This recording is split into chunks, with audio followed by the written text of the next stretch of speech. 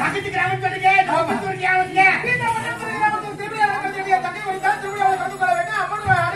நல்லா அப்பின்னு